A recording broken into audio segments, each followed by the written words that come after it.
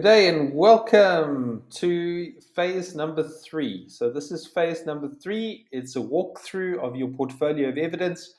If you have not yet submitted, then this should help you to refresh your mind, to be able to remember what we were talking about. Hopefully you'll be able to complete it and then you'll be found competent. We really wish you all the success, and so hopefully this will help. So, phase number 3 was all about planning and problem solving. So, hopefully, you remember a little bit about that. And it's about a specific issue, a specific problem that you found in the workplace.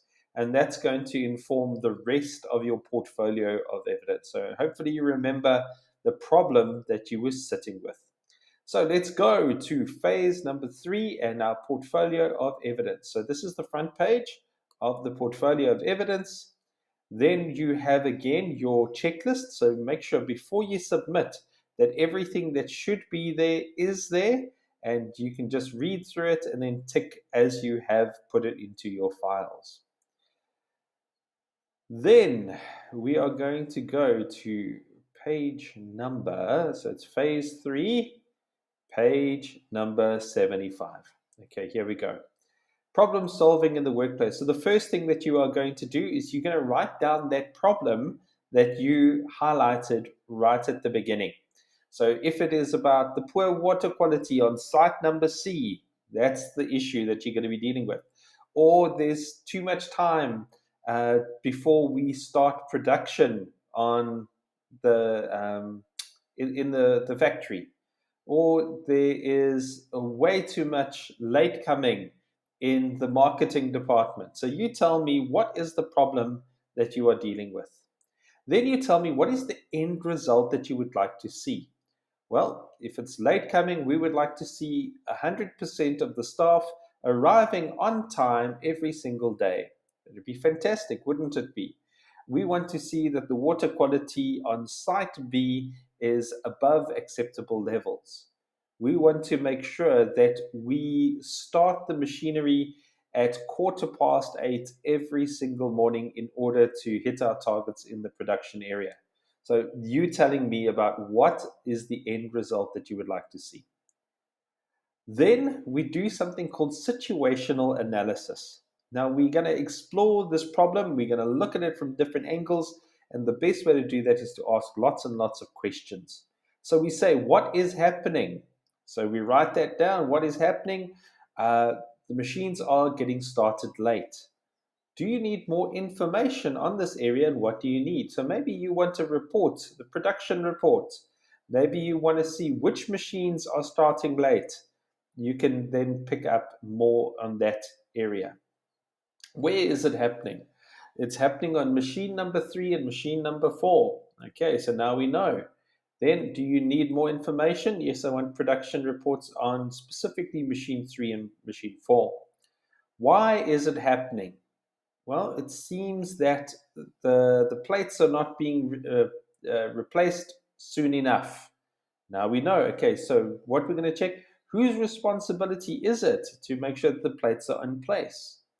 How is it happening? Well, we're not really sure how it is happening, but we'll say that the machines can't start because the plates are not in place. Then when is it happening? Well, it is happening on every shift except for the night shift. Then we know it is mainly a day shift and it could be a problem there. So I want to know who is on day shift so that I can have a chat to them. Then with whom is it happening? Again, it is happening with the day shift more than the night shift. And I want to know who's on the day shift or who's the supervisor of the day shift. Great. Now that we've asked a lot of questions, we have different methods of being able to analyze problems. So it's in your phase 3 notes, you will see situational analysis, we've just done that, brainstorming, flowcharts and other diagrams, fishbones and cause and effect diagrams, the Pareto analysis, which is the 80-20 rule, and then root cause analysis.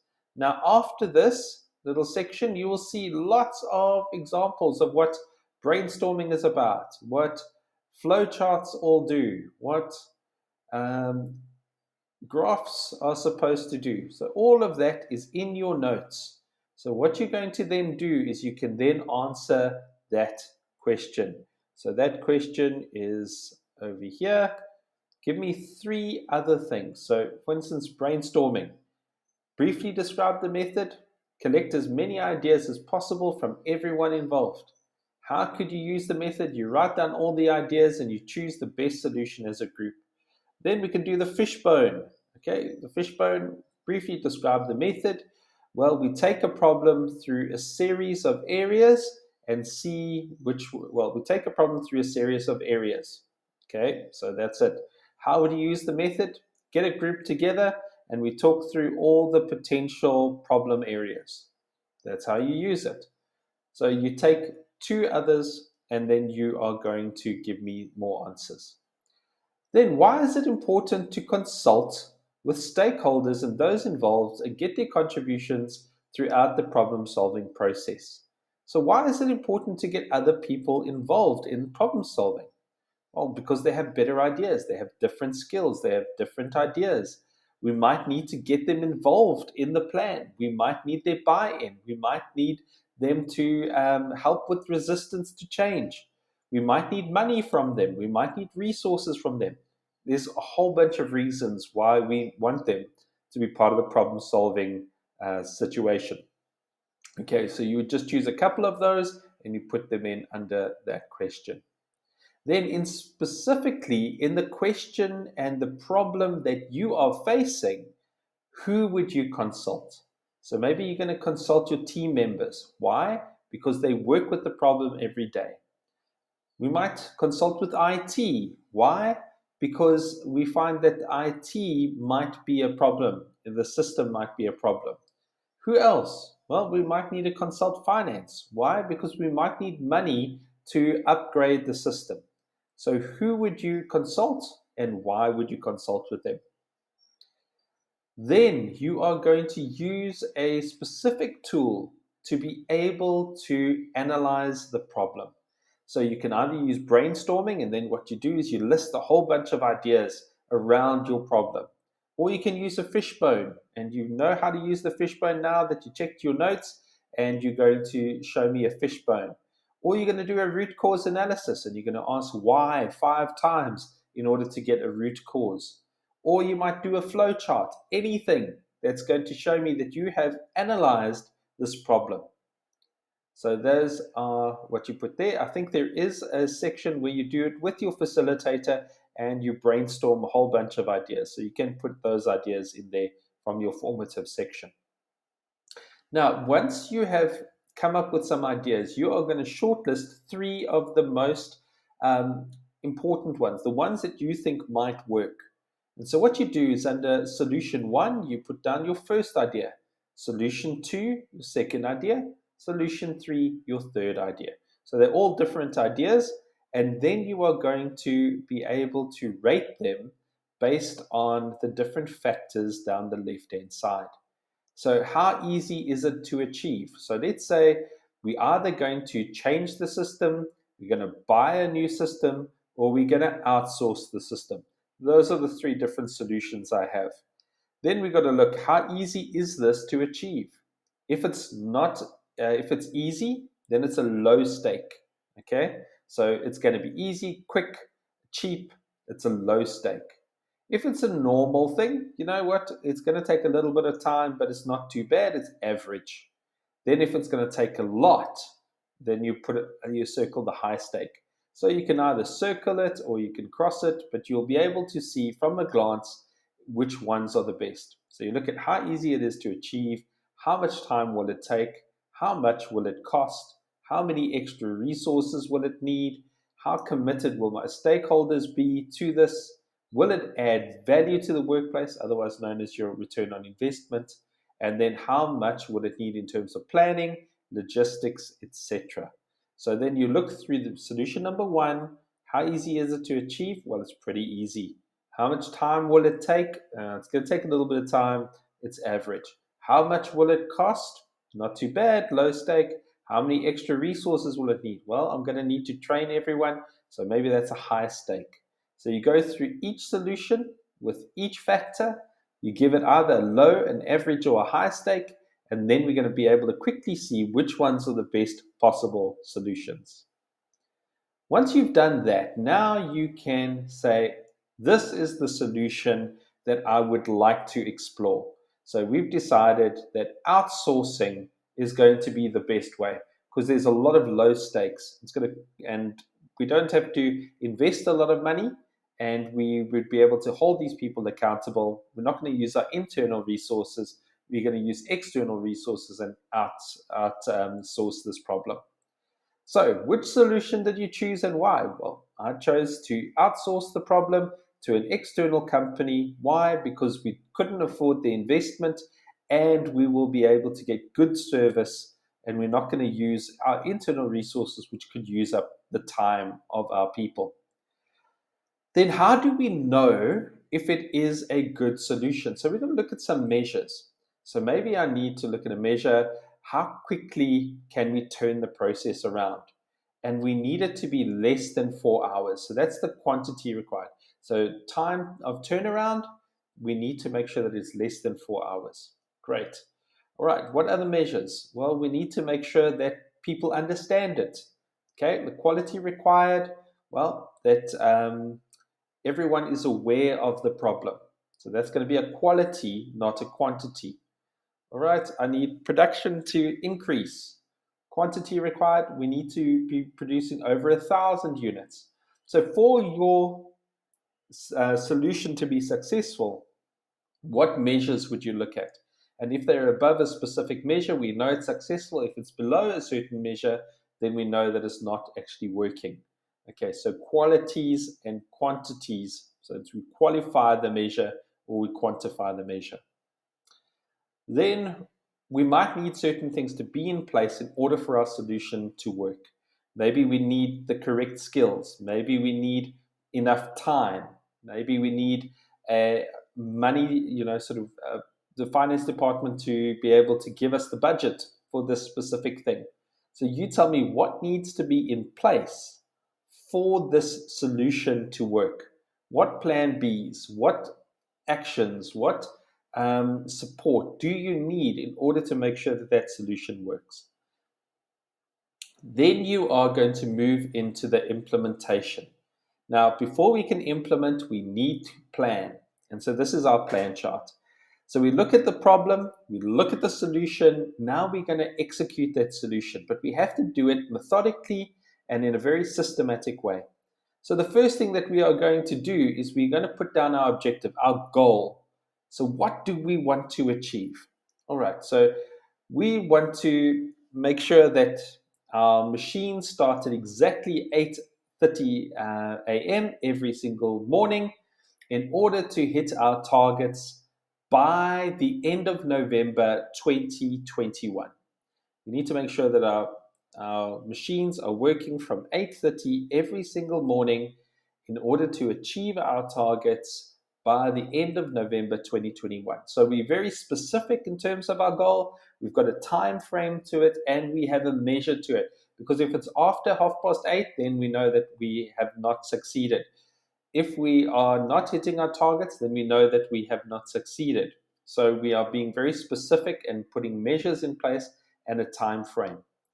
Then you're going to give me the steps that we would have to follow in order to make sure that our plan is going to be implemented. So maybe step number one is we have a team meeting. To what standard?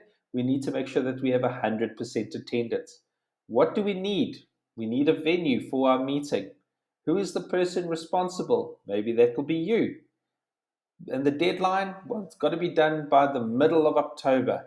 And then you're going to put down the date completed. So when it was it actually executed.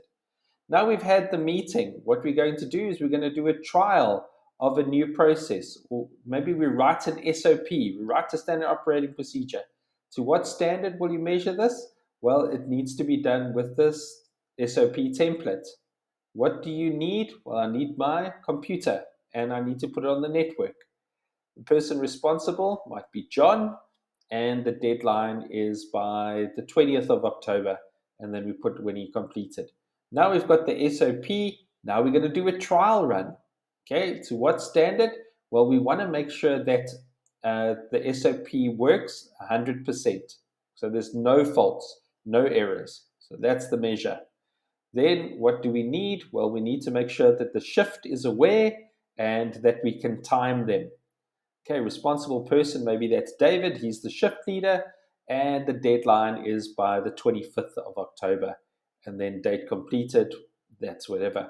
And then we're going to do a full, so we're not going to do a trial, we've done the trial, we've sorted out the errors, and then we're going to do a full week on our new SOP, and that's going to be there.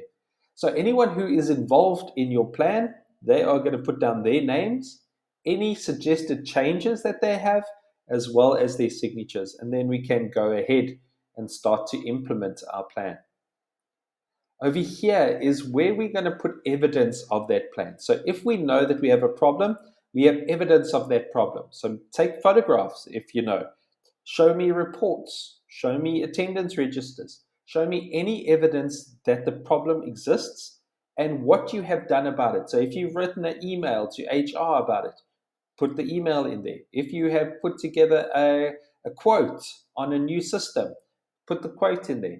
Any evidence that you have the problem and that you are trying to do something about the problem, as well as maybe evidence of the steps of the problem.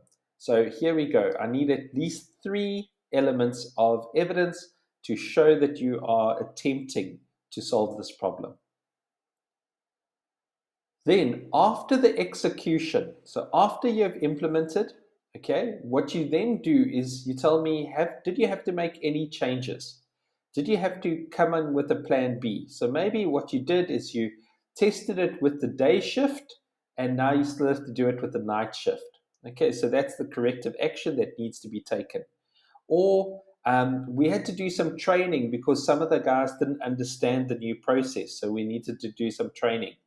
Or what we did is that we used the same shift leader to run the trial for all of the different shifts. So what difference to the plan did you have to bring in order to make the plan work? Then question number 13 is, how effective was the solution? So you say, well, we wanted to make sure that all of our machines were starting at 8:30. They are now starting at 8:25. So we believe that it's very effective and we've been able to hit target. Otherwise, you can say, it cost more than what we thought it did, but ultimately it's giving us the results that we hoped for. So tell me about how effective your solution was. And then looking back, what could you have done better? Maybe I needed to prepare my people more for the change. Maybe I needed to get a quality control person to look through my SOP. Maybe I needed to get my managing director to come down and to motivate our people about these changes. So looking back, what would you have done differently and how could you have done it better? Then you're going to ask for your manager's input. So based on your plan chart, based on your execution, based on your evidence, based on your team's discussion, he or she is going to give you feedback. So they look at this thing, a project idea or plan to solve a specific management issue was clearly presented to me. They give you feedback. Approval to apply the plan was given, they give you a rating. So they're going to give you ratings, and then at the bottom, they'll give you a comment. I think this plan was really, really good, and it's really helped us to take the next step. Our production levels have increased. We want to see those kinds of positive comments. And then you date it, your manager puts his name or her name on there, and then they are signing. And then, ladies and gentlemen, you are done with phase number 3. And if you are just doing the 3 phases and not the mentoring, I think some of the companies are also doing mentoring with this. But if you're not doing mentoring, then you have completed phase number 1, phase number 2, and phase number 3. Now it's just a thing of compiling everything, making sure that everything is ticked, everything is signed, that there are no blank areas, that all of your objectives are done. And if you can do that, you put it all together, you make sure that your name is on the top of your file, and then you make sure that you get your file to us. If you need any more help, please give your facilitator a shout. I'm sure you have their contact details. If not, I'll make sure that my contact details are attached to this video. So good luck. I hope that this is the last step and maybe the first chapter on a long, long learning journey, and that you will be promoted many times because of what you have started here.